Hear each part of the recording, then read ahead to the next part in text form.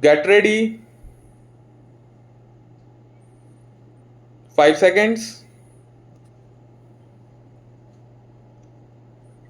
Start. It is unfortunate that the appeal made by Honorable the Home Minister that this bill should be discussed in a practical manner, taking into consideration the realities that we are facing, the complicated nature of the problem that we are facing has been ignored.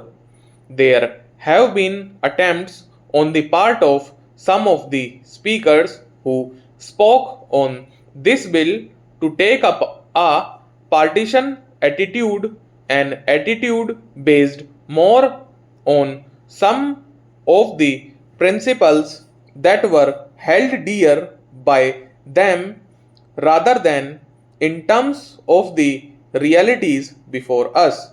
There is no use ignoring the fact that the desire of our constitution makers was that within 15 years since 26 January 1950, when the constitution came into force, India would be in a position to solve the problem of official language in the various parts of the country.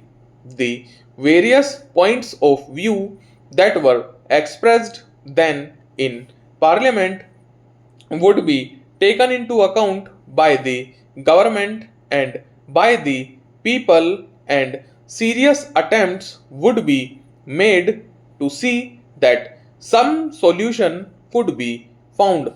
The bill that is before us is really an admission of our failure to solve the problem of official language.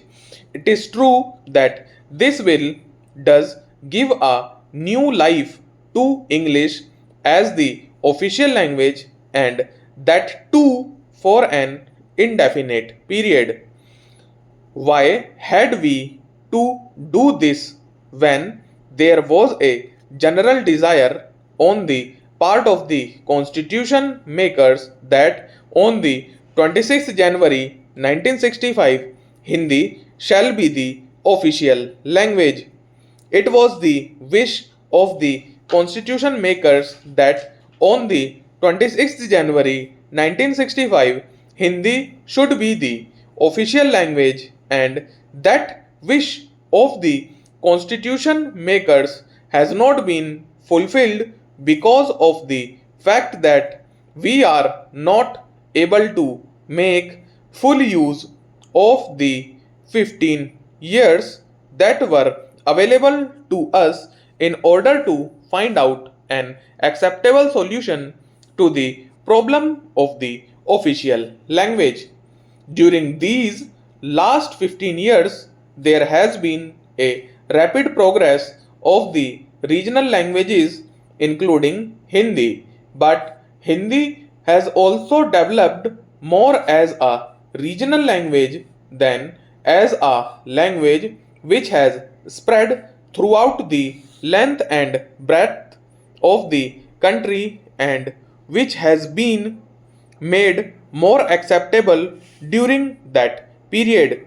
We have to find out the reasons why it was not possible within the last 15 years to make Hindi a official language acceptable to all parts of the country.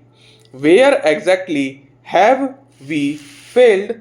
What exactly are the reasons which have been responsible for the failure on the part both of the government and the people? This question is not something which was ignored by the country. Time and again, this question had come up for active consideration at the highest level. Commissions were appointed to go into the problem.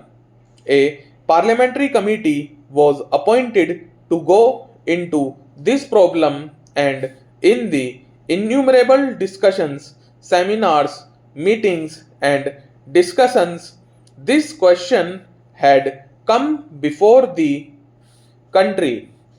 The various political parties had offered their own solutions and had advocated certain steps which ought to be taken in order to see that language became a cementing force rather than a dividing force in our country. My own party, on more than one occasion, made some concrete suggestions in this matter. It was suggested that there ought to be language institutes in all the principal cities of India wherein the various languages in the country could be studied and attempts might be made to find out how the form and shape of Hindi could be changed so that it became an acceptable language throughout the country. It was also suggested that there ought to be continuous exchange of students from one part of the country to another, especially with a view to finding out how the language problem could be solved by actual trial and error.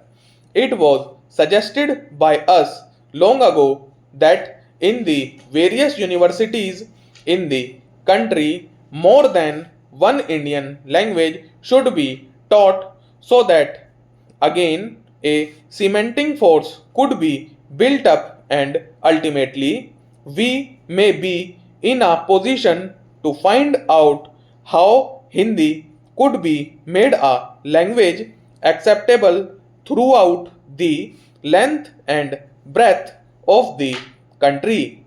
In spite of these various suggestions, in spite of these various discussions, unfortunately, neither the government nor the people of this country have succeeded in finding out a solution of this very thorny problem.